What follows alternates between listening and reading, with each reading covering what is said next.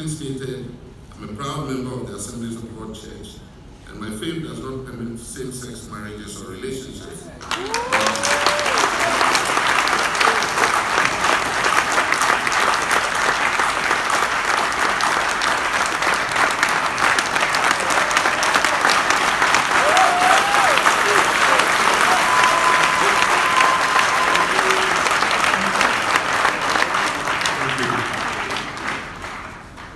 Faith does not permit same-sex marriages or relationships, nor does it endorse human-animal relationships, or does it allow people to change their gender as they wish.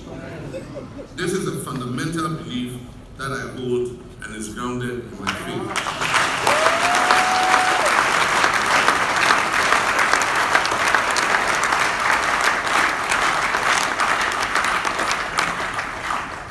I therefore assure you that the promotion of LGBTQ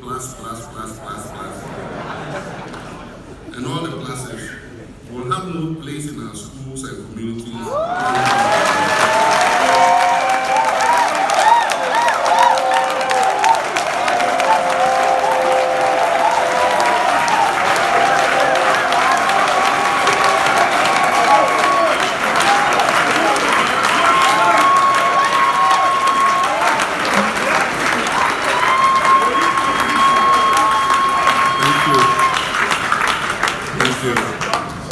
Thank you. In addition to the above, the next Mahama administration will undertake sound policies and programs that will ameliorate the suffering of our people, reset our economy, and to lead Ghana out of this crisis and preserve our peace, prosperity, and progress. My dear fathers and mothers in the Lord, your wisdom and dedication to truth are what Ghana desperately needs now. In these difficult times, we need spiritual leaders who are committed to righteousness on the right path. As Paul reminds us in Galatians 6:10, therefore, as we have opportunity, let us work for the good of all, especially for those who belong to the household of faith.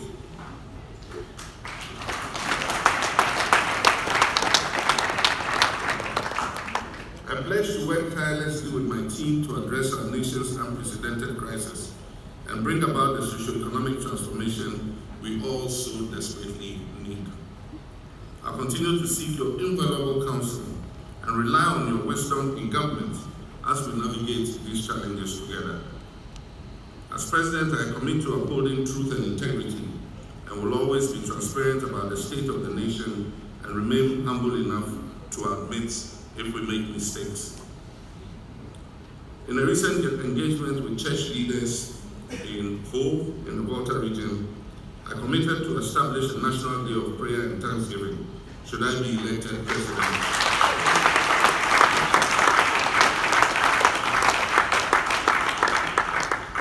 Maybe I should say when I am elected president, by the grace of God, in the upcoming elections. This initiative for a National Day of Prayer and Thanksgiving stems from my belief in the power of prayer and reverence for God as essential elements for the success of any nation, and I reaffirm this pledge to you today. The National Day of Prayer and Thanksgiving will serve as a day of intercession, promoting national unity and cohesion, which are vital for our country's development and growth. We will prioritize religious freedoms, recognizing that churches are not only places of worship, but also centers for social upliftment, compassion, and moral leadership. By fostering a supportive environment for faith-based institutions, we will be investing in the moral strength of our own society. Under a John Mahama presidency, the freedom of religion will be protected, as specified in our Constitution. Leaders of faith and their works will not be subjected to harassment or attacks.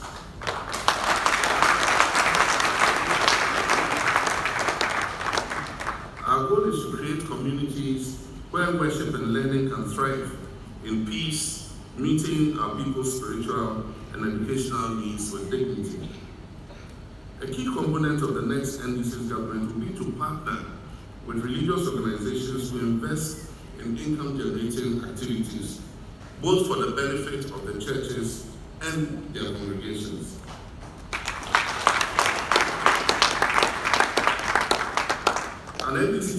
prioritize investments in agriculture and agribusiness. And we believe that this is an area in which the church and the state can have a healthy partnership. We can have a partnership, just as we have a partnership with government in education and health. We can create space for the church to invest in the priority areas of income investment for the benefit of both the church and the nation. Therefore, the government will seek partnership with the church in investing in, among others, and not limited to, poultry production, oil palm production, cashew, rice production, cassava, vegetable, cocoa processing, livestock, and other areas of agribusiness. As I said earlier, we would also seek to achieve cooperation between the new NDC government and the church in managing our mission schools. We will increase the church for the missions that have invested in education and have schools. We will increase the representation of the church in the governing boards of these schools, and will give the churches a greater say in choosing who the headmaster and the management of these schools.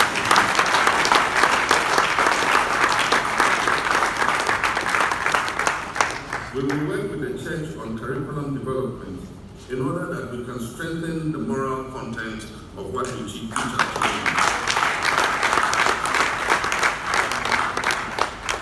We will introduce a government-church partnership program to incentivize faith-based institutions to engage in community development projects, such as continuing to render health services, participating in education of our children, providing clean water, and youth empowerment in our society.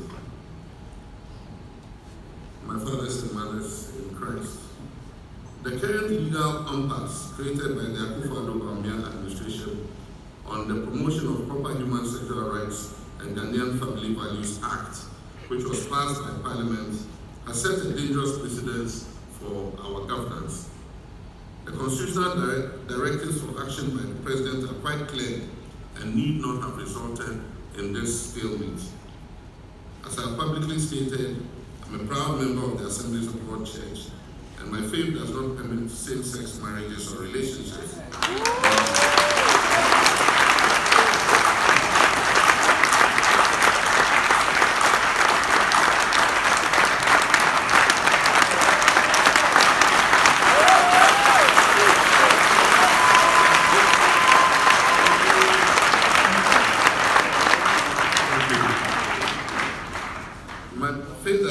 Same-sex marriages or relationships, nor does it endorse human-animal relationships, or does it allow people to change their gender as they wish. This is a fundamental belief that I hold and is grounded in my faith.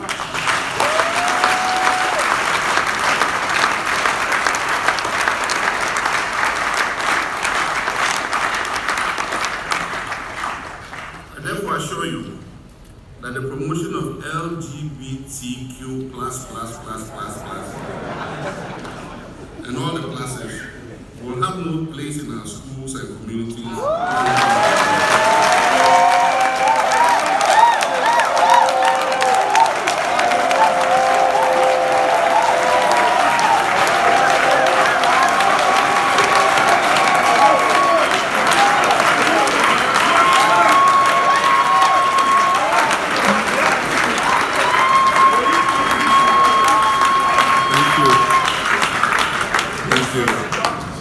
Thank you.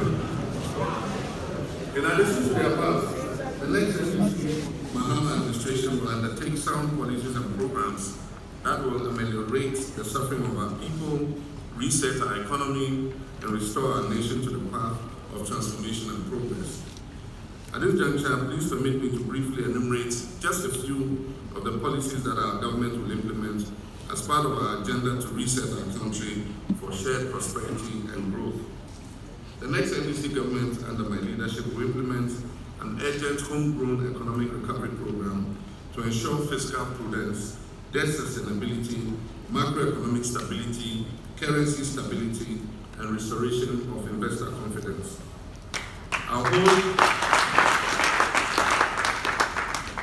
As As was said in our 120-day program, I'll hold a national economic dialogue to discuss the state of the economy in the interest of transparency and consensus building.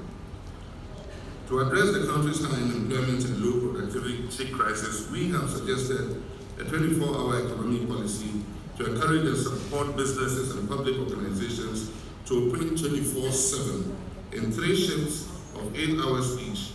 Participating businesses in the 24-hour economic program will be given tax incentives, financing support, cheaper electricity, access to credit, and security and safety. If it has to do with politics, or to bring people who have expertise in that particular area of discussion. But unfortunately, the stations seem to get better ratings when people are insulting each other and throwing abuse at each other. And then when it hits the climax and they are virtually at each other's throat, then they will pass their jingle through. You know, it means they're very happy. I'm giving it station. But to pass their jingle through, you know, it means that it's really heated in the studio. That is what we have done to ourselves. Unfortunately, the Constitution guarantees media freedom. We can reorient them gradually, but you cannot force them to change their fashion in the morning. Indeed, when I was president and I woke up from 6, if I survive till 10 o'clock, then I know the rest of the day will be okay. Because 10 o'clock, every station is discussing how useless you are.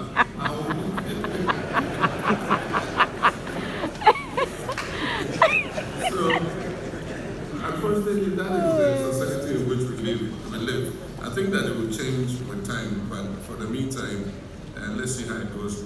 For that one, we intend to hold the National Education Dialogue.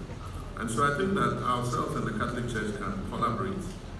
The curriculum has been changed, if not from new textbooks, to be able to follow the curriculum.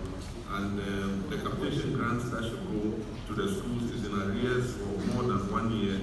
And so we need to reorient ourselves as to how we pay attention to our educational system.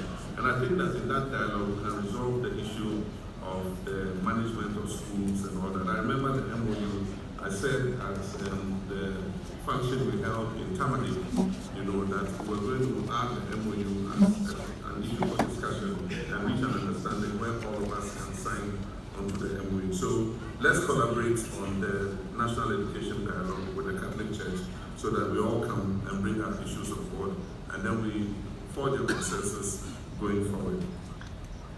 Reverend Obofo Eka Enoma Boy thing, I just said next Opesu Sidaya, cement I ton 1 million cedis per bag, a year in Parama, Obia or Dancy for. Inflation so called Astro, and now Potuma was about China, and Nina Bo Apiga. Now, Nina Fee said, Isika Senya, I say the drone, and no Nama and Noma are Abedasa. A car Abedaya show. Apart from that, also, we share 2021-2022. A buying edge of Ocean Central Bank to the tune of more than 70 billion cedis. Now, when your economics are, your cash flow said, you can't be doors for Kruma and mark inflation cost because we'll be able to spend it because it's too much money chasing too few goods. And no, and so and because of the massive injection buying a from Bank of Ghana and the toll system. I feel the Bank of Ghana per se a free economy, Senebea, Bempa, and Yuma, Ebo, and I am Rekakran. And they are introducing a gold coin so that people who have excess money will buy the gold coin so that they can mop up more of the currency from the system. Minty, and no, Nina, and Yoma, a bayer. The first thing we're going to concentrate on is stabilizing the economic environment and stabilizing the currency. Because maybe a dollar CD exchange rates for the cost from Nabibia or a cost from. Until I said it to me a year in a bit, Myanmar, the second age number, Senebea, Bema, and no mind in Kakram. In Shimwa, Yeshimi, and then in Katua, Michelle was a Yamiadum or Yamiadum, now maybe your opinion, Amphibia,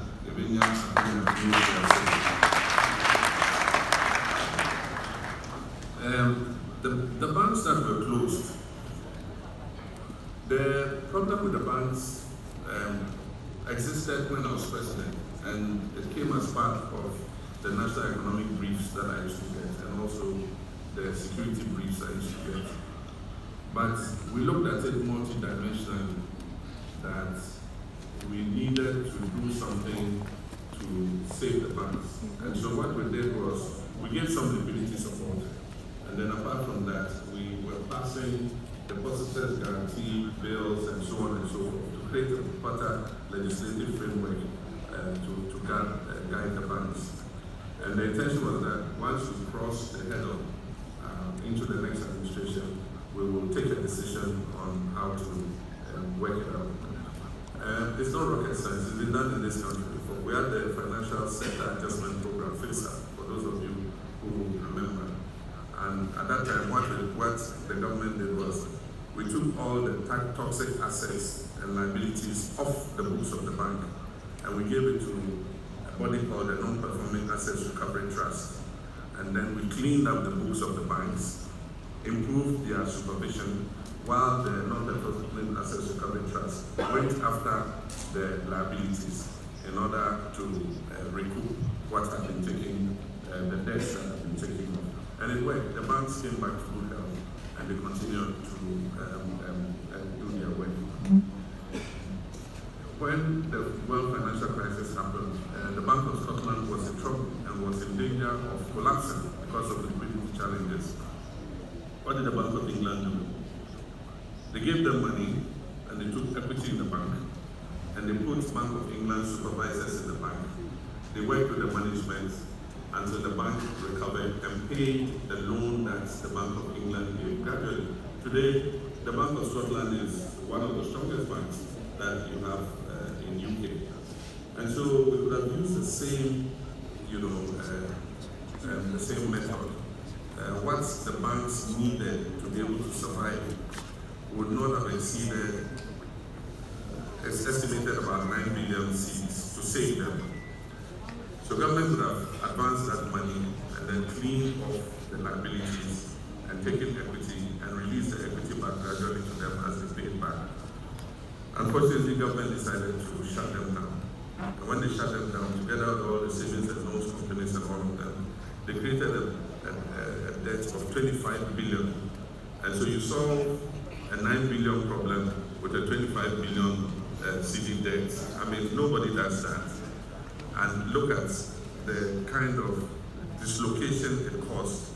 A lot of those people, as he says, are Uber drivers. I mean, I know one who is a baker. She set up a bakery now. She's a banking professional. And a friend of our family was working in the bank. And so she came to me for support. I bought some ovens for her. And she's baking bread and meat pie and things instead of, doing accounting and what she was doing before. And so it has caused a lot of social dislocation. 2 of my daughter's mates in school had to be withdrawn because their parents, who were both bankers, had lost their jobs and they could no longer afford to pay the fees in the school in which my daughter was. So if you think about the social dislocation it has caused, I think that the decision was hasty. It is part of the reason we're facing this crisis, because that banking sector clean-out debt was added onto our liabilities because government guaranteed the deposits. And so if you guarantee the deposits, then you have the obligation to pay for the monies that had been lost as a result.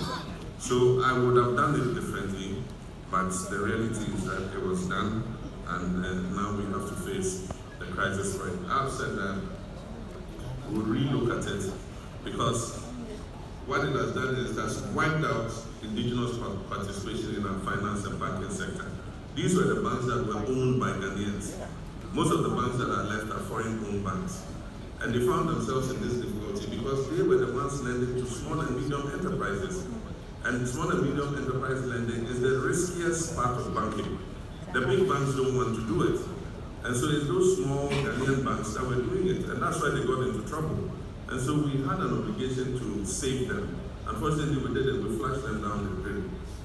And you can't go to the access of this world or the standings of this world as a small baker and go and get the same kind of attention and finance that you have got from UT Bank or Unibank or one of them. So we're saying that we'll restore Ghanaians' participation in the banking and finance sector, because who owns your banking asset is a national security issue. We must not have our banking sector dominated only by